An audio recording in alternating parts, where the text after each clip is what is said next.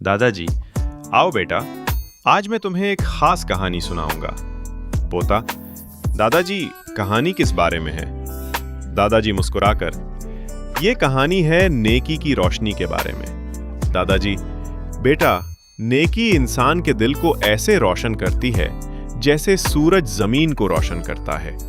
दादाजी, जैसे ये परिंदा आजाद है, वैसे ही नेकी करने वाला दिल भी आजाद और खुश रहता है। पोता, क्या नेकी करने से दिल वाकई हल्का हो जाता है? दादाजी, हाँ बेटा, बिल्कुल। दादाजी, जब हम दूसरों की मदद करते हैं तो उनके चेहरों पर खुशी आती है और वो खुशी हमारे दिल में भी चमक पैदा करती है। पोता, खुशी से। दादाजी, मैं भी हर दिन नेकी करूंगा। दादाजी, यही तो मेरी सबसे बड़ी दुआ है।